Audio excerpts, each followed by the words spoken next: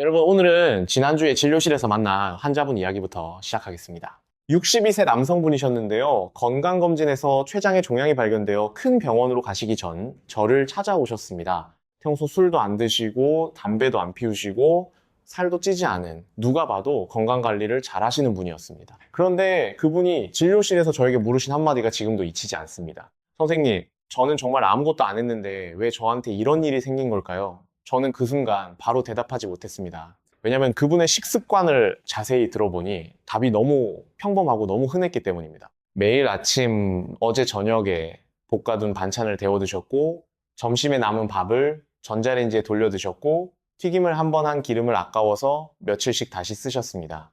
우리 대부분이 매주, 아니 매일 하고 있는 그 습관들이었습니다. 여러분께 여쭤보겠습니다. 이번 주에 우리 집 주방에서 데운 음식이 있으셨나요? 어젯밤에 만든 반찬이 그릇에 남아있어서 오늘 아침에 다시 데워 드셨거나, 점심에 남은 나물을 전자레인지에 돌려 드셨거나, 튀김 한 기름을 아직 그대로 두고 계시진 않나요? 거의 모든 분들이 그렇게 하고 계실 겁니다. 저도 의사가 되기 전까지는 그게 당연한 줄 알았습니다. 오늘 제가 말씀드릴 내용은 주방에서 아주 흔하게 일어나는 4가지 음식, 그리고 그 음식을 다시 데워 먹는 습관이 어떻게 우리 몸에서 가장 위험한 암 중 하나인 췌장암의 위험을 천천히 조용히 키우는지에 대한 이야기입니다. 그리고 가장 마음 아픈 부분은 이런 습관을 하는 이유가 절약하고 싶어서, 아끼고 싶어서, 우리 가족을 위해 좋은 일을 하고 싶어서라는 점입니다. 절대 게을러서가 아니라는 겁니다. 끝까지 함께 해주시기 바랍니다. 오늘 말씀드릴 4가지 음식 중에서 지금 여러분 댁 냉장고에 적어도 하나는 들어있을 가능성이 매우 높기 때문입니다. 안녕하세요, 여러분. 저는 소화기 내과에서 20년 넘게 진료를 봐온 의사입니다. 그동안 정말 많은 분들을 만났습니다. 아직 60도 안 되신 분, 건강하게 일하고 계시던 분, 손주 결혼식까지 보고 싶다고 말씀하시던 분들이 췌장암이라는 진단을 받고 저를 찾아오셨습니다. 그리고 그분들이 한결같이 하시던 질문이 있습니다. 선생님, 왜 아무도 저에게 미리 말해주지 않았나요? 그 질문이 저를 오랫동안 따라다녔습니다. 답이 없어서가 아니라 답이 너무 간단하고 너무 가까이 있고 그리고 너무 늦게 알게 되는 답이기 때문입니다. 그래서 오늘 이 영상을 만들었습니다. 여러분을 두렵게 하려는 것이 아니라 제 환자분들이 진작 알았으면 좋았겠다고 말씀하시던 그 사실을 우리 모두에게 미리 전해드리고 싶어서입니다. 오늘 이야기를 시작하기 전에 췌장이라는 기관에 대해 먼저 말씀드려야 할 것 같습니다. 췌장은 우리 몸에서 가장 조용한 장기입니다. 간이 안 좋아지면 황달이 오고, 심장이 안 좋아지면 가슴이 아프고, 콩팥이 안 좋아지면 허리가 아프고, 소변에 변화가 생기는데요. 췌장은 다릅니다. 위장 뒤쪽 깊숙한 곳에 숨어 있어서 수년 동안 손상이 쌓여도 단 한 번도 신호를 보내지 않습니다. 마치 우리 가족 중에서 가장 말이 없는 분과 같습니다. 속으로는 힘들어도 절대 내색하지 않으시는 분 있지 않으신가요? 그러다가 어느 날 갑자기 쓰러지시고, 그때서야 우리는 그동안 얼마나 힘드셨는지 알게 됩니다. 췌장이 딱 그렇습니다. 환자분이 허리가 은근히 아프고 황달이 살짝 보이고 체중이 까닭없이 줄어들기 시작할 즈음이면 이미 병이 상당히 진행된 경우가 많습니다. 전 세계적으로 췌장암의 5년 생존율은 약 12% 정도입니다. 이 숫자가 어떤 의미인지 정확히 말씀드리겠습니다. 100명이 진단을 받으면 5년 후에 살아계신 분은 12명 정도라는 뜻입니다. 이 숫자를 말씀드리는 이유는 여러분을 놀라게 하려는 게 아니라 왜 예방이 최선이자 거의 유일하게 의미 있는 기회인지 설명드리기 위해서입니다. 그리고 그 기회의 일부는 바로 우리 집 주방 안에 매일 반복하는 습관 안에 숨어 있습니다. 지금까지 단 한 번도 다시 들여다본 적 없는 그 습관 안에 말입니다. 자, 이제 화학 이야기를 조금 해드리겠습니다. 어렵게 들릴 수 있지만 쉽게 풀어서 말씀드릴 테니 걱정하지 않으셔도 됩니다. 우리가 이 부분을 건너뛰면은 나중에 나오는 이야기가 그냥 겁주는 소리로만 들릴 수 있어서 꼭 짚고 넘어가겠습니다. 음식을 처음 조리할 때는 단백질, 지방, 당분이 열에 의해 자연스럽게 변합니다. 우리 몸은 이런 변화를 어느 정도까지는 충분히 감당할 수 있도록 만들어져 있습니다.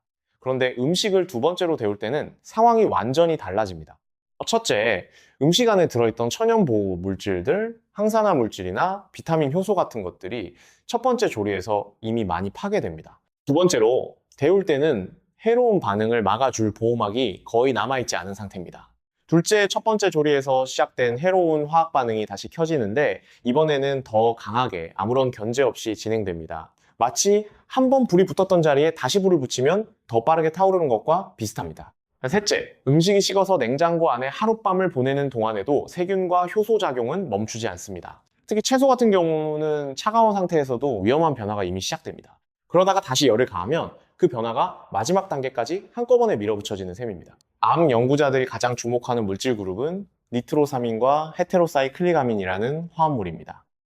세계보건기구 산하 국제암연구기구는 이 물질들을 인체에 발암 가능성이 있는 물질로 분류했습니다. 동물 실험에서는 이 물질들이 특히 췌장에 손상을 준다는 결과가 반복적으로 나왔습니다. 이것은 추측이 아니라 국제의학 학술지에 실제로 발표된 데이터입니다. 이제 이 원리를 머릿속에 담아두시고 구체적으로 어떤 4가지 음식이 위험한지 하나씩 살펴보겠습니다. 첫 번째 음식은 가공육입니다. 소시지, 베이컨, 스팸, 햄, 어린이들이 좋아하는 비엔나 소시지까지 공장에서 가공되고 보존 처리된 모든 육류 제품을 말합니다. 이건 정말 흔한 풍경입니다. 아침에 시간이 없어서 비엔나 소시지를 전기밥솥에 살짝 데우거나 팬에 다시 볶아서 아이 도시락에 넣어주는 모습, 점심에 냉장고에서 햄을 꺼내 바로 부쳐서 밥상에 올리는 모습, 빠르고 편하고 아이들도 좋아합니다. 하지만 이게 바로 제가 다시 한번 살펴봐 주셨으면 하는 습관입니다. 우리 집 가공육 자체를 절대 먹지 말라는 뜻이 아닙니다. 데워서 다시 먹는 행위가 완전히 다른 차원의 문제라는 뜻입니다. 공장에서 가공육을 만들 때는 색을 유지하고 세균 증식을 막고 유통기한을 늘리기 위해 질산나트륨이라는 보존제를 씁니다. 이건 전 세계 가공식품 산업에서 널리 쓰이는 방식입니다. 그런데 이 질산나트륨이 고기 속 단백질과 가공 보존 과정에서 반응하면 니트로사민이라는 물질이 만들어집니다. 세계보건기구가 발암 가능 물질로 분류한 바로 그 물질입니다. 이 반응은 공장에서, 즉 그 제품이 우리 집 냉장고에 들어오기 훨씬 전부터 이미 일부 진행되어 있습니다. 솔직히 말씀드리면 소시지와 햄은 우리가 데워서 먹기 전부터 이미 위험 물질의 씨앗을 품고 있는 셈입니다. 첫 번째로 조리할 때 열이 가해지면서 그 반응이 더 진행되고 니트로사민 양이 늘어납니다. 그런데 두 번째로 데울 때 또 한 번 열이 가해지면 반응이 다시 시작되면서 니트로사민이 더 늘어나는데 이번에는 막아줄 게 아무것도 없습니다. 특히 팬에서 센 불로 다시 볶거나 전자레인지에 너무 오래 돌려서 살짝 타는 정도까지 가면 그 짧은 몇 분 사이에 만들어지는 니트로사민의 양이 적당히 되었을 때보다 훨씬 높아집니다. 국제의학 학술지에 실린 여러 연구에서는 니트로사민 섭취량과 췌장암 위험 사이의 연관성을 반복적으로 보고하고 있습니다. 원리는 복잡하지 않습니다. 니트로사민이 세포의 유전 물질인 DNA를 공격해서 돌연 변이를 쌓아갑니다. 그리고 췌장은 이 공격에 특히 취약한 장기 중 하나로 알려져 있습니다. 이 대목에서 한 분이 생각납니다. 제주에 사시는 68세 남성분, 이름은 박재호라고 하겠습니다. 평생 어선을 타시다가 은퇴하신 분이었는데 혼자 사시면서 끼니마다 요리하기가 번거로워 일주일에 한 번 정도 비엔나 소시지나 스팸을 많이 붙여두고 몇 끼 조금씩 다시 데워 드시는 게 습관이었습니다. 본인 말씀으로는 10년 가까이 그렇게 드셨다고 하셨습니다. 복통이 시작되고 체중이 줄면서 검사를 받았을 때 이미 췌장에 작은 종양이 자리 잡고 있었습니다. 다행히 초기에 발견되어 수술을 받으셨지만 박재호 어르신은 저에게 이렇게 말씀하셨습니다. 혼자 사는데 매번 요리하기 귀찮아서 그랬을 뿐인데 이렇게 될 줄은 몰랐다고요. 저는 박재호 어르신께 이렇게 말씀드렸습니다. 소시지나 햄을 완전히 끊으셔야 한다는 게 아닙니다. 다만 우리가 한번 만든 것을 며칠씩 나눠서 다시 데워 드시는 습관 대신 그날 먹을 만큼만 만들어서 그 자리에서 드시고 남은 것은 아쉽더라도 다음날 다시 데우지 않고 처리하시는 게 좋다고 말씀드렸습니다. 두 번째 음식은 솔직히 말씀드리면 오늘 영상에서 가장 많은 분들이 놀라실 내용입니다. 바로 잎채소입니다. 시금치, 부추, 미나리, 깻잎, 그리고 우리가 흔히 먹는 푸른잎 채소 나물들입니다. 여러분 이거 정말 의외이시죠? 채소를 많이 드시라고, 그게 건강에 좋다고, 그게 암을 예방한다고 평소에 늘 듣고 계셨을 겁니다. 그리고 그 말은 분명히 맞는 말입니다. 채소를 제대로 먹으면 건강에 좋습니다. 문제는 어떻게 드시느냐에 있습니다.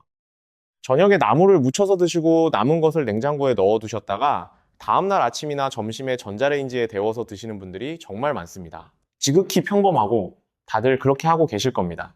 그런데 그 나물 그릇 안에서 밤새 무슨 일이 일어나는지 말씀드리면 깜짝 놀라실 겁니다. 잎채소, 특히 시금치나 미나리 깻잎 같은 채소에는 천연 질산염이 매우 높은 농도로 들어 있습니다.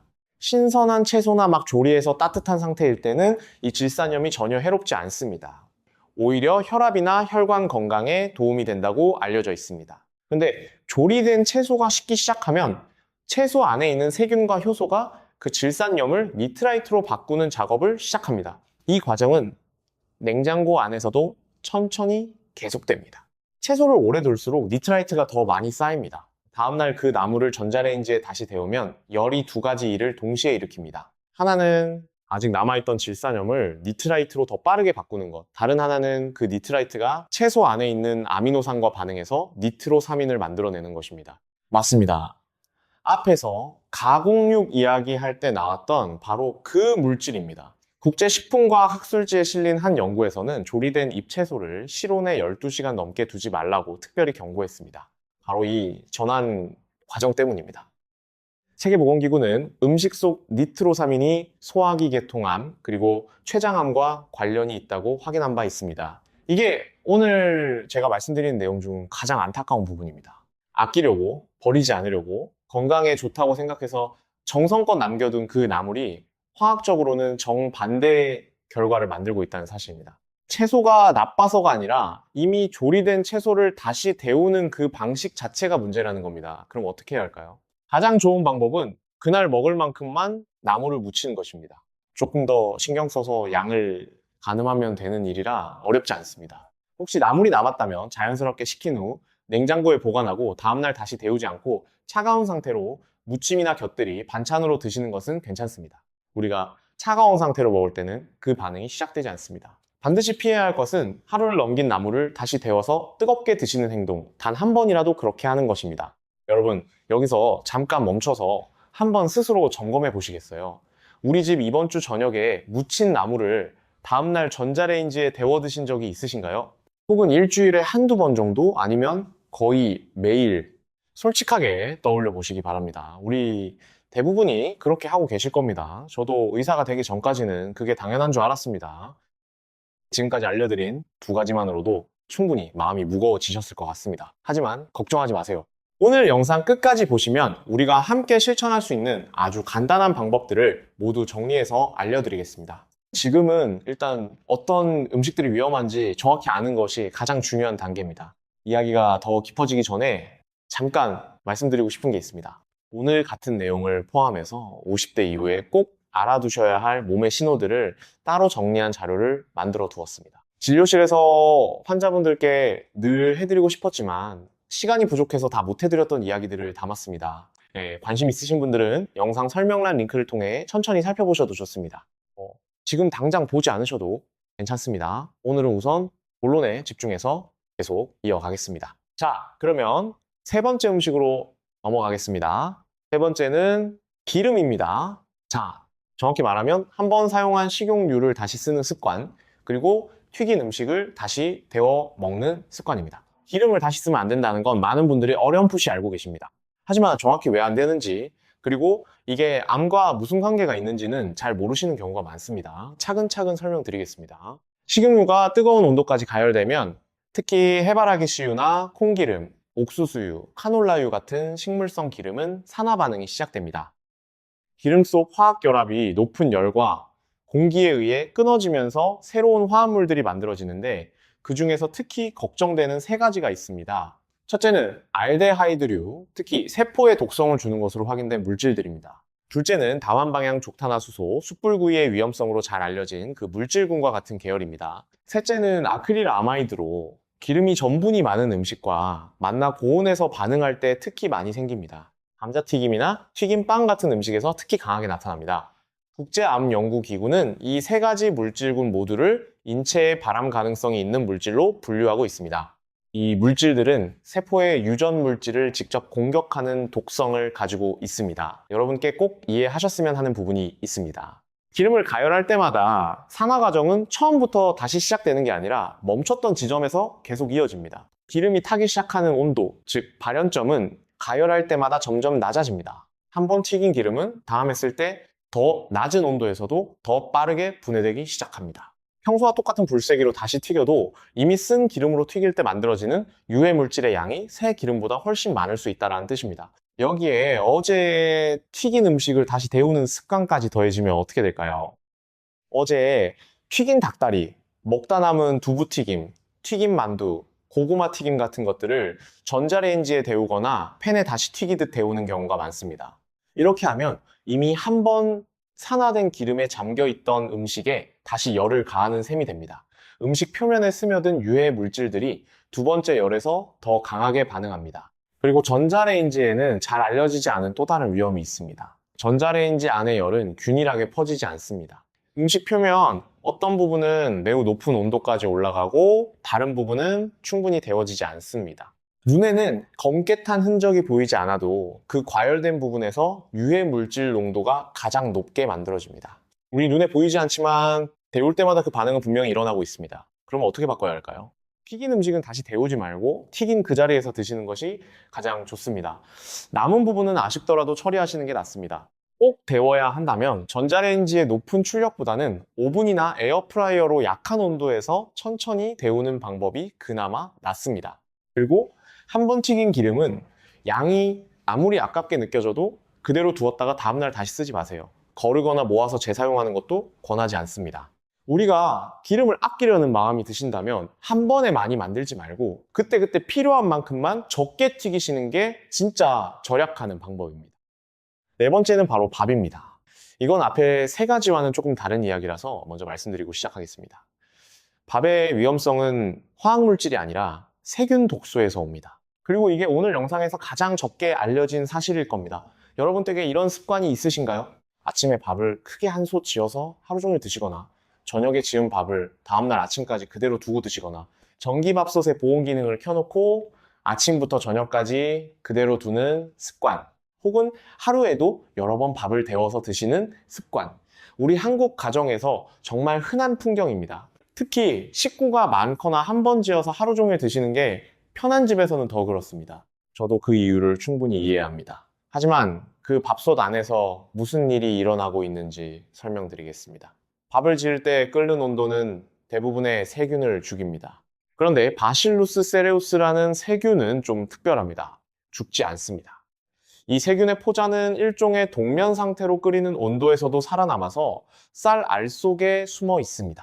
밥이 식어서 섭씨 60도 아래로 내려가는 순간 그 포자들이 깨어나서 증식을 시작합니다. 그리고 증식하는 과정에서 바실루스 세레우스는 두 가지 독소를 만들어냅니다. 하나는 구토를 일으키는 독소, 하나는 설사를 일으키는 독소입니다. 여기서 가장 중요한 부분입니다. 꼭 기억해 주시기 바랍니다. 밥을 다시 데우면 세균은 죽습니다. 하지만 그 세균이 이미 만들어 놓은 독소는 열로 파괴되지 않습니다. 이 독소는 열에 강해서 전자레인지로 데워도 다시 끓여도 사라지지 않습니다. 세균은 죽었지만 독소는 그대로 남아서 그 밥과 함께 우리 몸으로 들어옵니다. 단기적으로는 구토, 복통, 설사로 나타납니다. 많은 분들이 이유를 모른 채 그냥 오늘 속이 안 좋다고 넘기시고 아침에 데운 밥과 연결시키지 못합니다. 하지만 장기적으로 보면 더 중요한 이야기가 있습니다. 세균 독소가 장으로 들어갈 때마다 장 점막에 염증 반응이 일어납니다. 한 번, 두 번, 세 번은 몸이 충분히 회복합니다. 그런데 이런 일이 매주 몇 번씩, 매달 몇 년 동안 반복되면 만성 염증이 쌓입니다. 그리고 만성 염증과 암 사이의 연관성은 현대 암 연구에서 가장 분명하게 확인된 사실 중 하나입니다. 만성 소화기 염증이 대장암과 위암으로 이어지는 경로는 추측이 아니라 반복적으로 확인된 연구 결과입니다. 전기밥솥의 보온 기능에 대해서도 한 가지 더 말씀드리고 싶습니다. 많은 분들이 보온 기능을 켜두면 안전하다고 생각하십니다.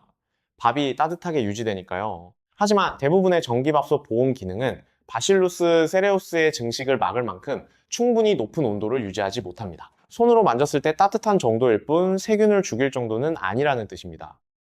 밥이 6시간, 8시간, 10시간 동안 보온 상태로 있는 동안에도 세균은 계속 활동하면서 독소를 만들고 있을 가능성이 있습니다.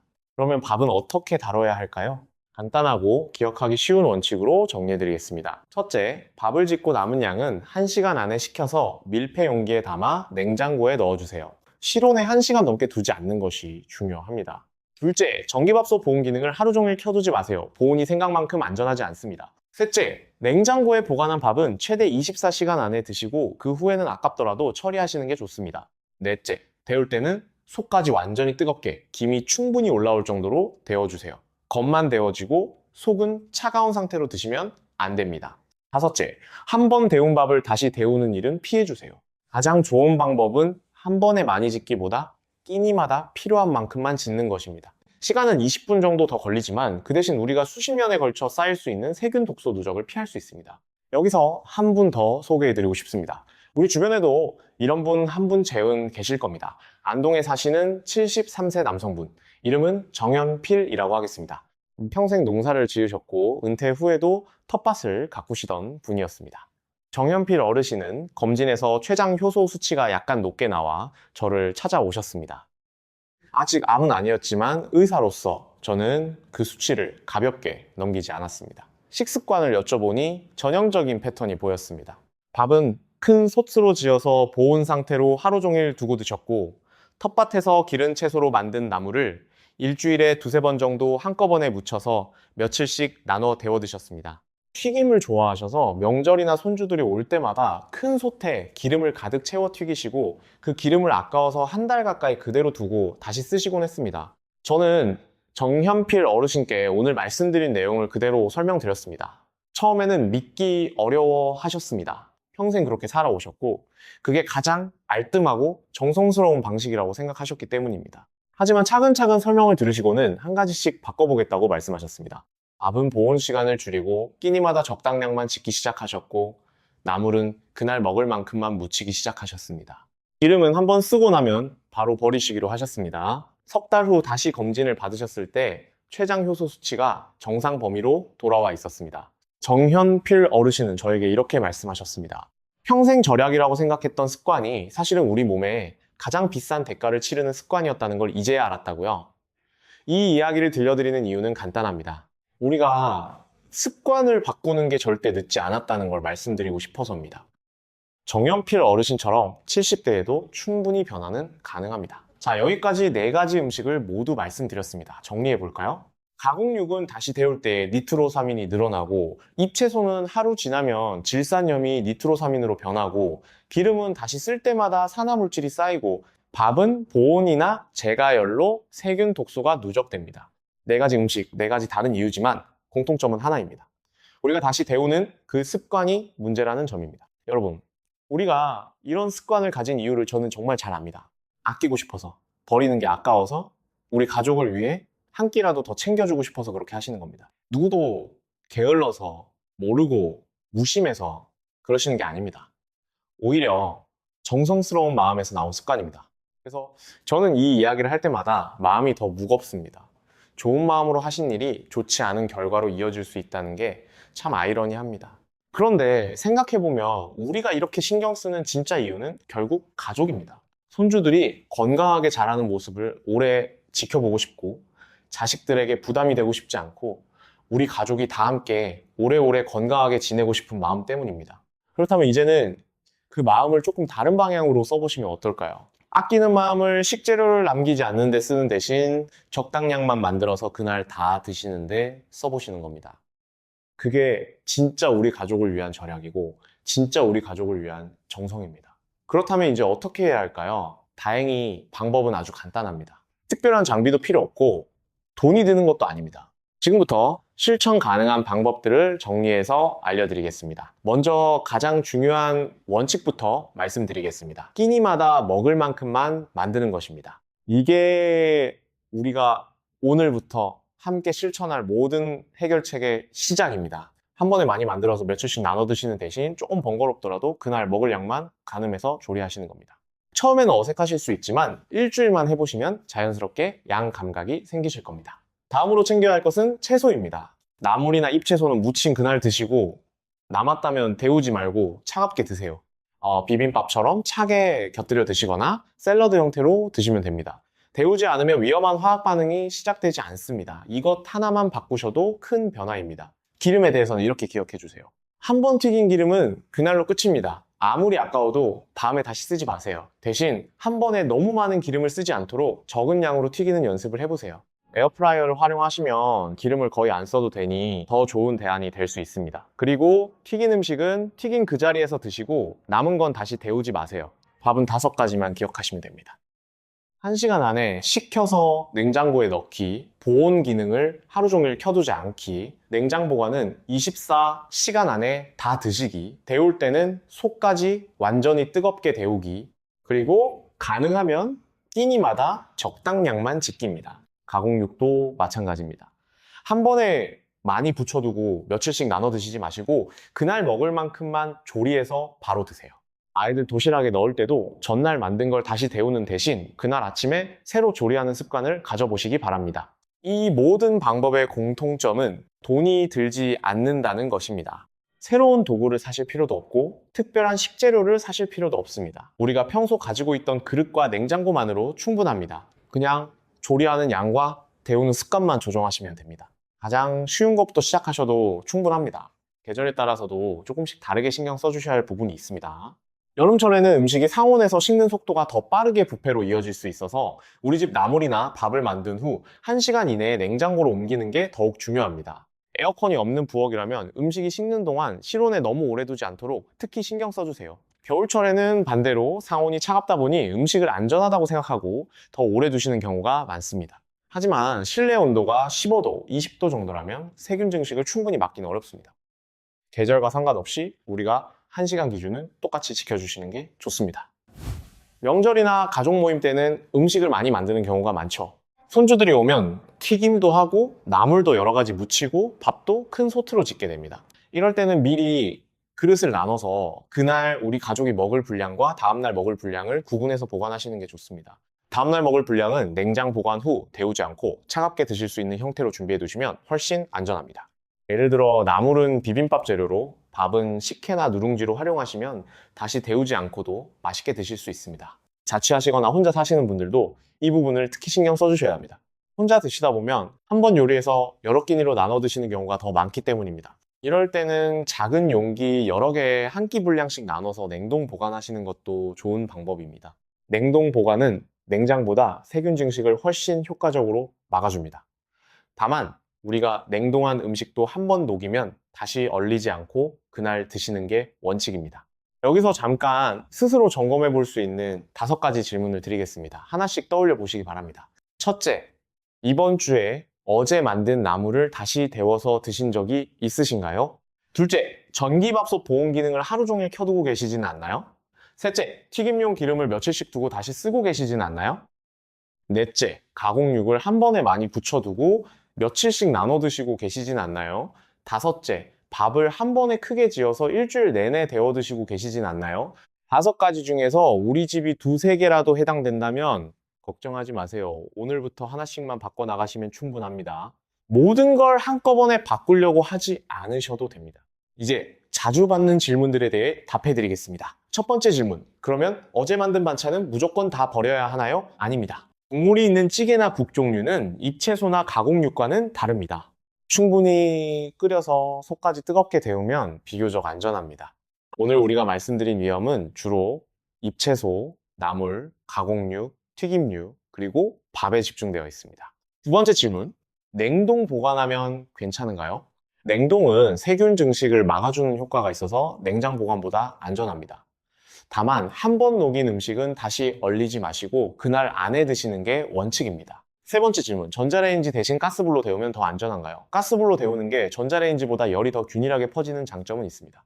하지만 핵심은 데우는 방법이 아니라 다시 데우는 행위 자체와 며칠씩 보관하는 시간입니다. 어떤 방식으로 데우던 음식이 오래 보관되어 있었다면 위험은 그대로 남아 있습니다. 네 번째 질문, 채소를 데치기만 하고 무치지 않으면 더 오래 둬도 괜찮은가요? 조리된 채소라면 데치는 것도 똑같이 가열 조리에 해당합니다. 데친 채소도 식으면서 똑같은 화학 반응이 시작되니 역시 그날 드시는 게 가장 안전합니다. 5번째 질문, 이미 오랫동안 그렇게 드셔왔는데 너무 늦은 건 아닐까요? 절대 늦지 않았습니다. 앞서 말씀드린 정연필 어르신처럼 70대에도 습관을 바꾸고 석 달 만에 수치가 좋아진 경우가 많습니다. 우리 몸은 우리가 생각하는 것보다 회복할 준비가 잘 되어 있습니다. 지금부터 바꾸시면 충분히 의미가 있습니다. 자, 오늘 영상을 마무리하면서 전체 내용을 우리 함께 다시 한번 정리해 드리겠습니다. 오늘 우리는 4가지 음식 이야기를 나눴습니다. 가공육은 다시 데울 때마다 니트로사민이 늘어나서 끼니마다 새로 조리하는 게 좋고, 잎채소 나물은 하루만 지나도 질산염이 니트로사민으로 변하기 때문에 데우지 말고 차갑게 드셔야 하고, 기름은 한 번 쓰면 그날로 끝내고 다시 쓰지 않아야 하고, 밥은 보온을 오래 하지 말고 냉장 보관은 24시간 이내로 하면서 데울 때는 속까지 완전히 뜨겁게 데워야 한다는 점이었습니다. 공통된 핵심은 하나입니다. 끼니마다 먹을 만큼만 만들고 다시 데우는 습관을 줄이는 것입니다. 특별한 장비도 돈도 필요 없습니다. 우리가 평생 해왔던 절약하는 마음을 조금만 다른 방향으로 옮겨주시면 됩니다. 저는 오늘 이야기를 무섭게 들으려고 만든 게 아닙니다. 제가 진료실에서 만났던 분들이 진작 알았으면 좋았겠다고 말씀하시던 그 사실을 여러분께는 미리 알려드리고 싶었을 뿐입니다. 손주들과 더 오래 놀아주고 싶고 자식들에게 짐이 되고 싶지 않으신 그 마음 저도 충분히 이해합니다. 그 마음이 있으시다면 오늘부터 작은 습관 하나씩 바꿔보시기 바랍니다. 이 영상이 도움이 되셨다면 좋아요와 구독 부탁드립니다. 우리 가족, 우리 주변 어르신들께도 이 정보를 함께 나눠주시면 더 많은 분들이 미리 알고 대비하실 수 있을 겁니다. 다음 영상에서는 흔히 건강에 좋다고 알려진 음식들 중에서 실제 연구 결과를 보면 다른 이야기가 나오는 음식들을 다뤄보겠습니다. 오늘도 이렇게 끝까지 함께 해주셔서 감사합니다. 늘 건강하시길 기도합니다.